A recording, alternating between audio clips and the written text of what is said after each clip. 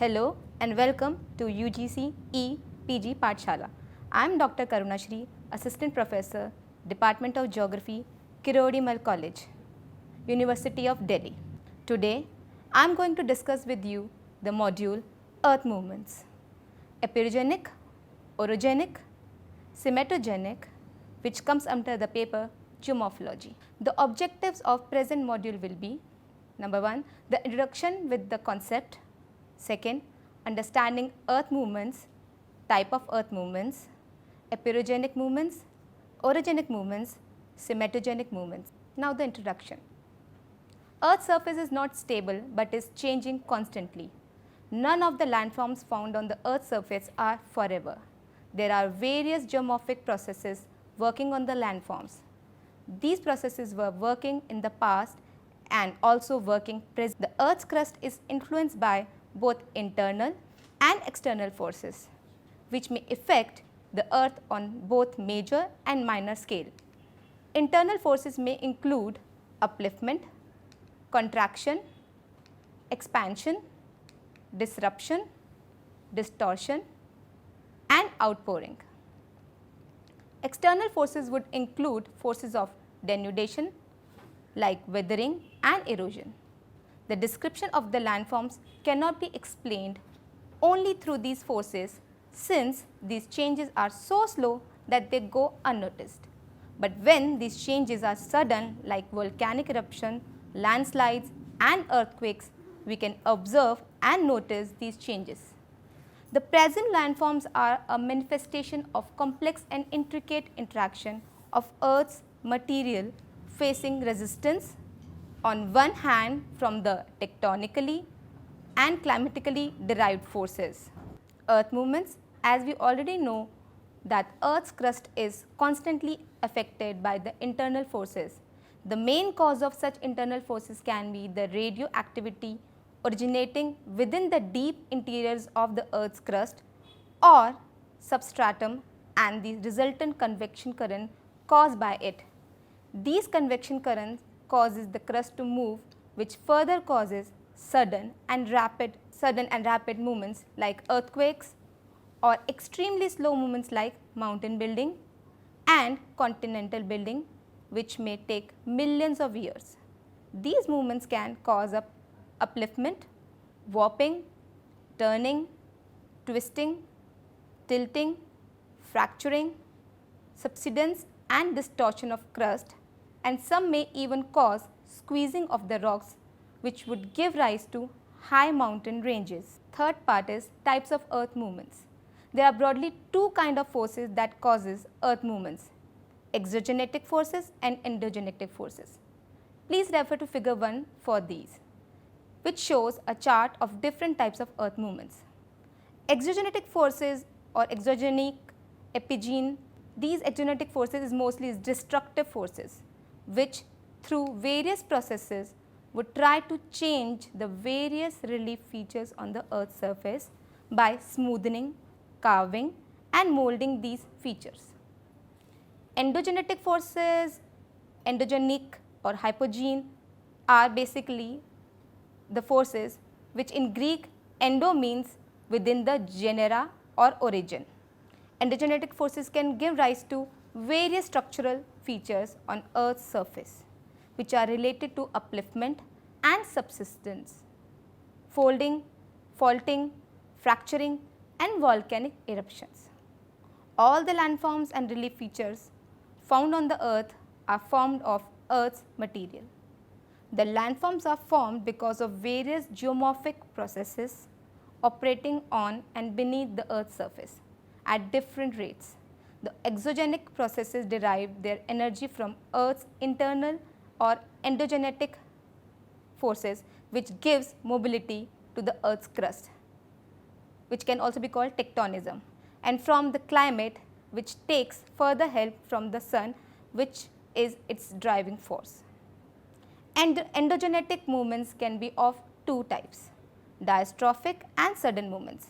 In Greek, diastropos means turned, twisted and distorted. Diastrophic forces are the ones that generally originate from deep beneath the Earth's surface and act as vertical force and work against the exogenetic forces like gradational processes.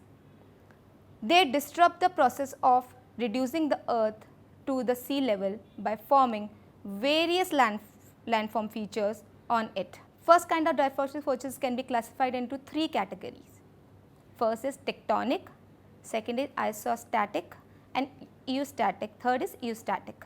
Within diastrophic forces, tectonic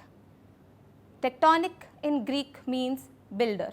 Tecton in Greek means builder. In the most commonly used word, it has very wide connotations. Tectonic movements can be epeirogenic movements and orogenic movements. These energy forces which emanate from within the Earth's crust include nepo-isostatic or crustal warping within the mantle, which is also called epeirogenesis, earthquakes, and folding, which is also mountain building or orogenesis.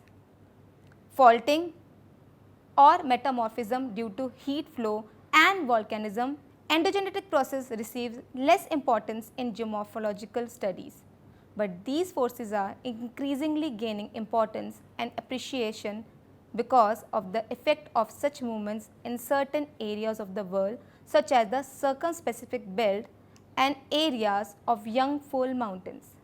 They are expressed and studied for the earthquake activity and in volcanicity in the said areas, with their important influences on such areas.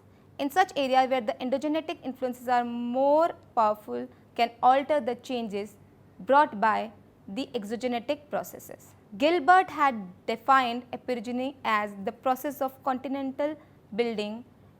In parallel to this, he had defined orogeny as the process of mountain formation. These two sets of processes differ enormously in the scale of space and time.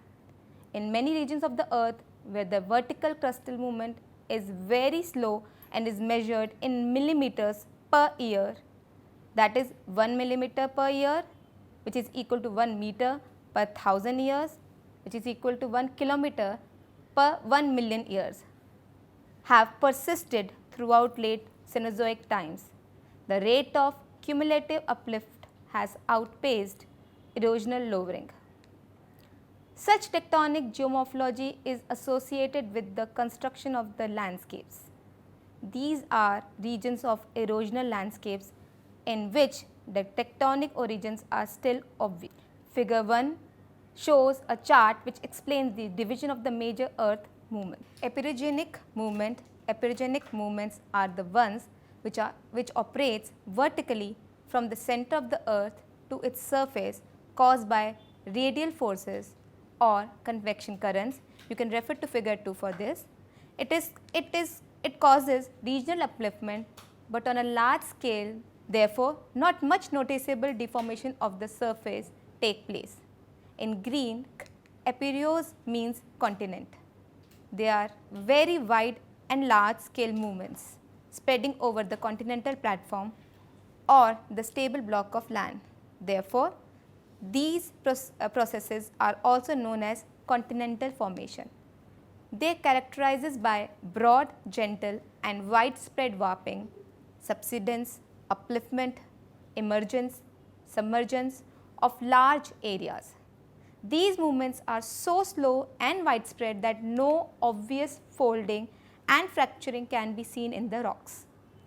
Bloom has defined epeirogeny as continental vertical tectonic movement of low amplitude relative to its wavelength, not within an orogenic belt, that does not deform rocks or the land surface to an extent that is measurable within a single exposure. And this broad regional tectonic movement with no local deformation can be either positive movement like upliftment or negative movement like subsidence.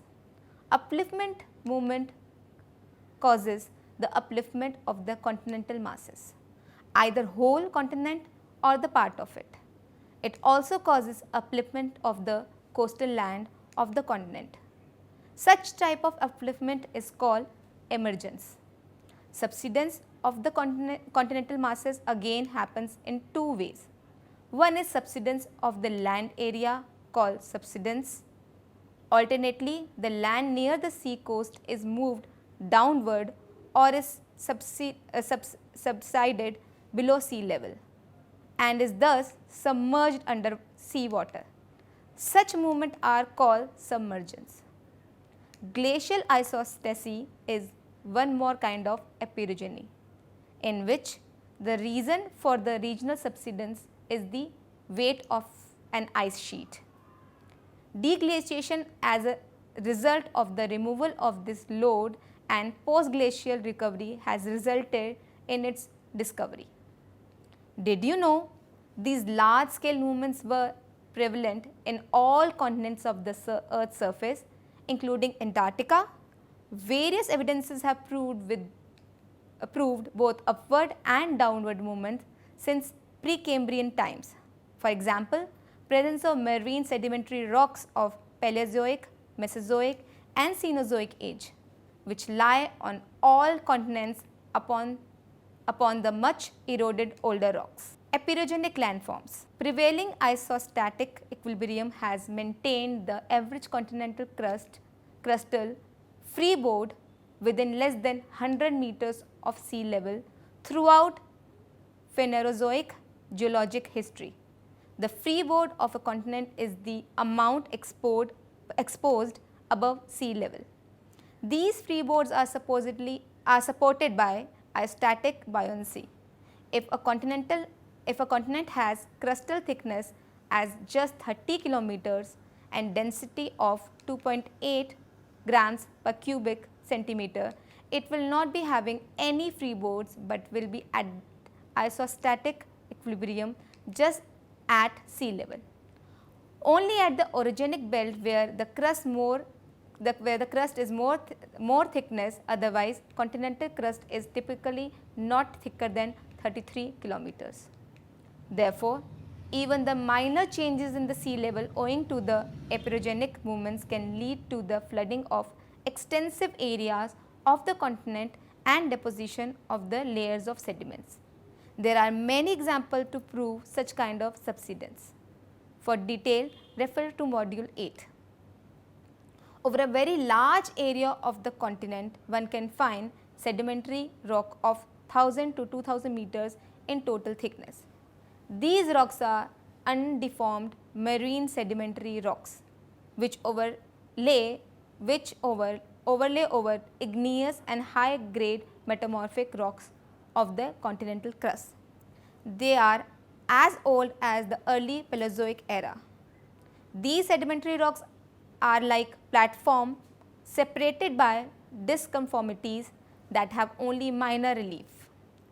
They were never high enough above sea level to be subjected to deep fluvial dissection.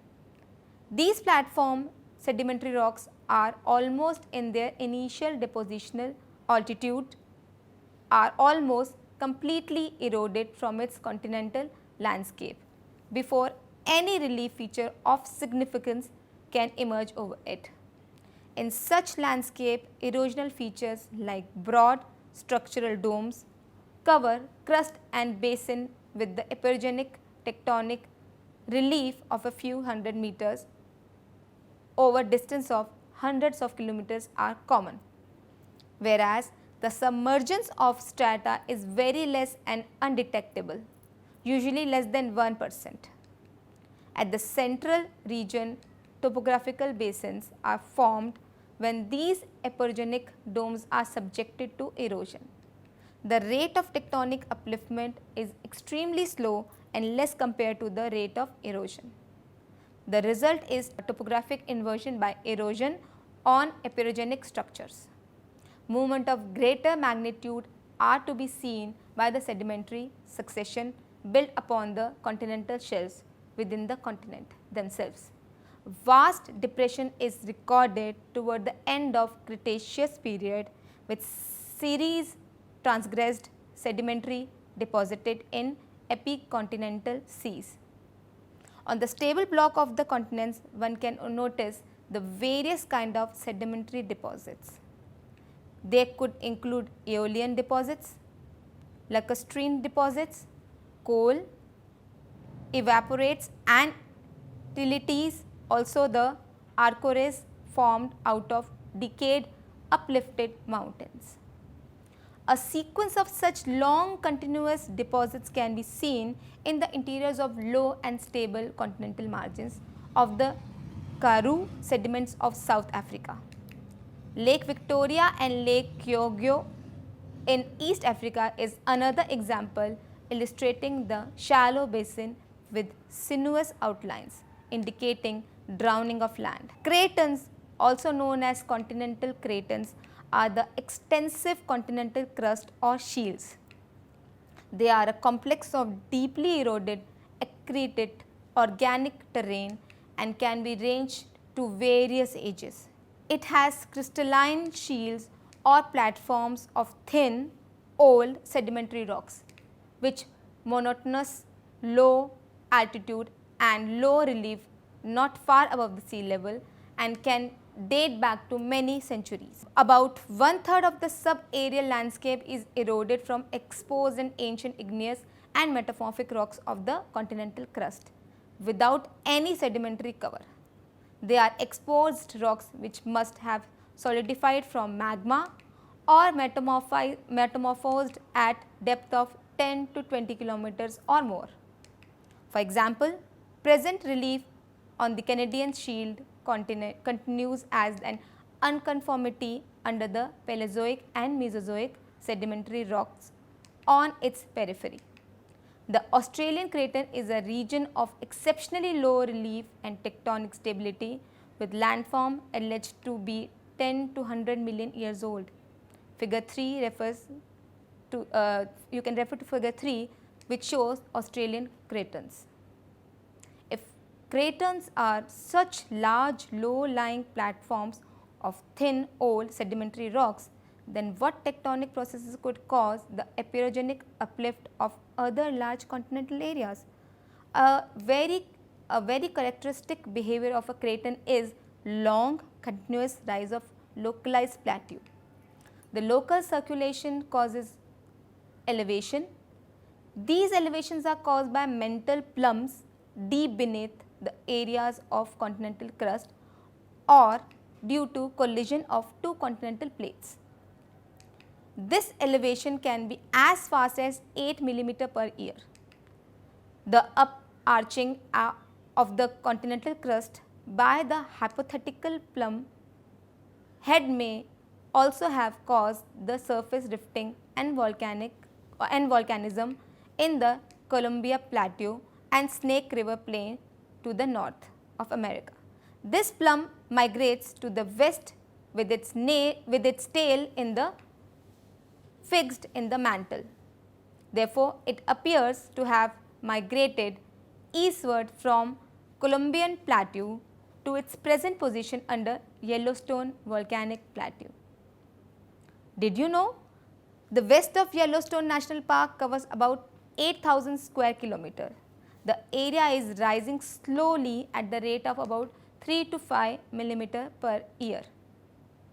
From 1955 to 73, the central Adirondack in New York State rose by 40 meters and its northern margin subsided to about 50 millimeters. The rate at which the Rhine Massif is rising is about 0.35 millimeter per year. The Colorado Plateau have risen for about 550 millimeter at the rate of 0.1 millimeter per year in the late Cenozoic, and the Deccan Plateau in India has uplifted in tertiary and quaternary and continues at the present time at the rate of 0.36 millimeter per year. Fifth point is orogenic movements. Orogenic movements are the ones which work horizontally to the surface of the earth, like tangent to the surface of the earth. Therefore, they are also called tangential forces. These forces work in two ways. First, opposite direction, which means tensional force or divergent force, and second is towards each other, which means compressional forces or convergent forces. Such tectonic geomorphology is associated with the construction of the landscapes.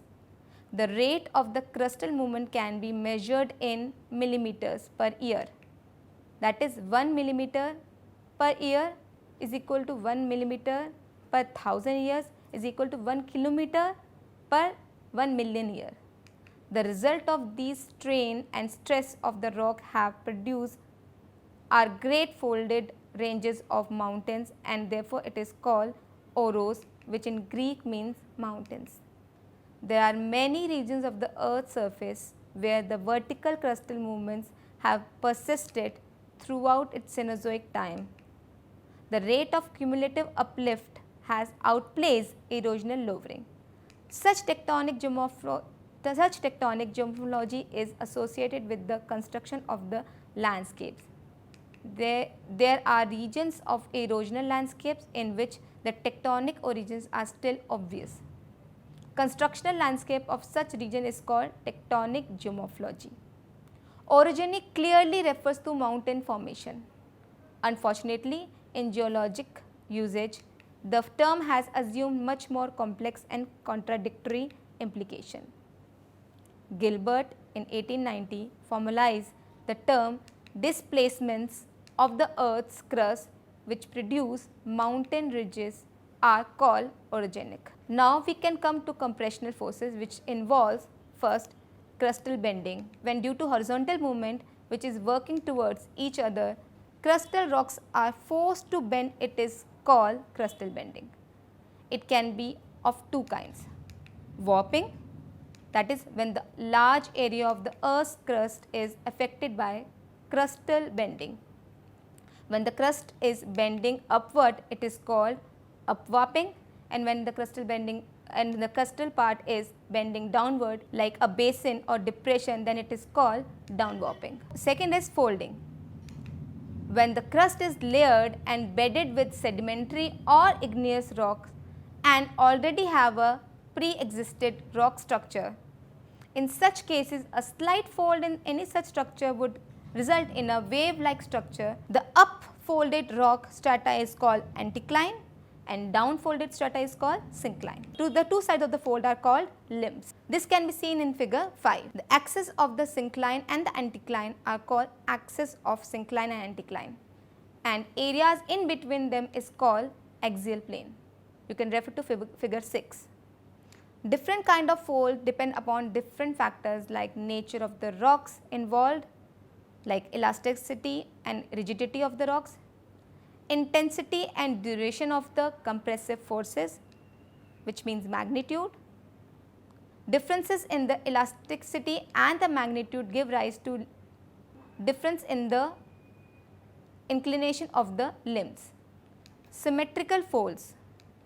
Symmetrical folds are both limbs when the both limbs are inclined uniformly. Asymmetrical folds are when both limbs are inclined at different angles. Monocline folds, when one limb is inclined moderately and one is steeply inclined. Isocline folds, when both limbs become parallel to each other due to immense force but are not horizontal. Overturned fold, when the limbs folded beyond vertical and turn so much that both the limbs bend in same direction. Recumbent fold, when the compressive force is so strong that both the limbs bend and become parallel to each other. Nepes, when the pressure of the compressive force continues and as a result the root of the one of the limb is uprooted and thrust on the opposite limb. Now we come to tensional force. Tensional force and faults are formed due to fractures in the crustal block and their displacement. Fault plane is the plane along which the vertical or the horizontal displacement take place. Upthrown sides and downthrown sides are the two sides representing upper block and the lower block respectively. Angle between the fault plane and horizontal plane is called fault tip. You can refer to figure 7 for this. The direction of the displacement of the crustal block defines the type of fault. which can be dip-slip fault or strike-slip fault. Refer to figure 8. Normal fault. When the tensional force pull apart the crustal block in the opposite direction, down-dropped block is the graben or rift. Upthrust block is a horst. Reverse fault. When the movement of the fractured block is towards each other due to compressional forces, hence also called compressional fault. Refer to figure 9. Lateral fault, also called strike-slip fault, is when the displacement is horizontal. Refer to figure 10. Step fault, series of fall with their slopes in one direction. Now we come to mountain and orogeny. The process of mountain building runs in a cyclic motion which recurs periodically throughout the geological time scale. Between two periods there can be long periods where the earth's crust remains relatively stable. All orogenic belts are on or near converging plate margins. The plate boundaries can be wide if they are embedded within the continents, as in the Central Asia. Mountain ranges embedded within the continents such as the Himalaya mountains and the Ural mountains of Asia have been shown to have been near plate margins at their time of formation. The new continental terrains are accelerated to them later. In orogenic movement, it is not necessary that vertical movements are more rapid than the broad regional movements. However, they seem to be more continuous through time. It is to that not all orogenic mountain belts are randomly placed but are in some distinctive pattern over the earth's surface. Even though there is no direct relationship of the earthquake zone area and the orogenic belt, but we find circum-Pacific belt associated with the active volcanoes along subduction zones. Three distinct types of orogenic belts can be identified on converging plate margins: island arcs and trenches along thousands of kilometers of western Pacific margins along Indonesia. In the Caribbean Sea, there are subduction zones between two portions of oceanic plates or lithosphere. The plate which is drowning flexes upward in a broad outer and swells seaward of the trench, into which it descends beneath the overriding plate. When the plate submerges, it rubs within inner trench wall and scarps the accumulated sediments consisting of deformed mudstones and sandstones. Many times such deformed sediments rocks rises above sea level to form frontal arc of mountainous island. Volcanic arcs of andanistic composite cones can follow island arcs. The upper plate spreading in response to the buoyancy of the subduction plates. For this you can refer to figure 11. Second is Cordilleran type of mountain ranges. On the Cordilleran type of converging plate margin like the Andes mountain of South America, complicated mountain ranges evolve where the oceanic lithosphere subducts under thicker continental lithosphere. Narrow coastal ranges may be formed on the edge of the continent as a result of accretionary prism of trench sediment or to faulting and uplift of continental crustal block along with an elongate longitudinal valley. Parallel to the coast with older sedimentary and metamorphic rocks as the axial part of the belt, the volcanic peak on a Cordilleran type of mountain belt rises above a broad plateau. Due to heavy compression, the central mountain range becomes thick and continental crust makes it rise because of isostatic adjustment. The continental platform can later be folded and thrust towards the continental interiors. In the northwestern United States, the Olympic Mountains are part of the coastal ranges. The Puget, South Lowland and the Willamette Valley are part of the longitudinal valley, and the Cascade range of the volcanic arc. You can refer to figure 12 for this. Third is collisional mountain belts. Island arc or another plate of continental lithosphere, when due to convergence and subduction come into contact with the overlying plates of the subduction zone, create collisional mountain belts. Due to their low density, the island arcs and continental rocks, instead of going into the mantle, gets thrusted over each other, in the process forming high mountain ranges. High mountain ranges such as the Himalayas or Alps with intensely deformed rocks of contrasting lithology are good example. Refer to figure 13. For detail, kindly refer to module number 10. Fourth is extensional mountains. A fourth type of mountains are built by extensional and strike-slip plate motions in a variety of tectonic setting. Rift Valley formation is relatively localized and is considered a special style of orogeny.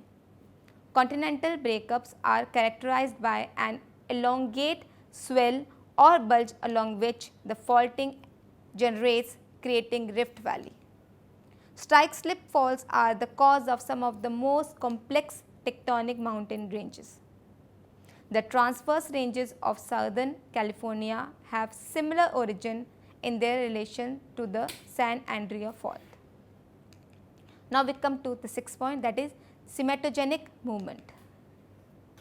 Geomorphic processes, both exogenetic and endogenetic, use Earth's internal energy as the source of power. These in turn are the base for the formation of all the landforms on the Earth. The atmosphere or the climate further modifies these landforms. Atmosphere and climate acquire energy from the sun. Hence, the landforms are not the result of just one force, but it is the result of extremely complex system of processes derived from interaction of Earth's material resistance on one hand and tectonically and climatically derived forces on the other hand. Endogenetic processes which emanates from within the Earth's crust and includes crustal or non-isostatic warping within the mantle, that is aperogenesis, and earthquakes, folding, which is orogenesis, faulting, metamorphism due to heat flow and volcanism. In 1959, L.C. King introduced the concept of symmetogeny, whereby a landscape often hundreds of kilometers wide is either arched or domed to thousands of meters with minimum rock deformation. According to King, modern mountain ranges are usually symmetogenic, not orogenic, and any local rock deformation is presumed to antedate the simple symmetogeny that, followed by erosion and valley cutting, has created modern day mountain terrain. This brings me to the end of this module. Thank you so much.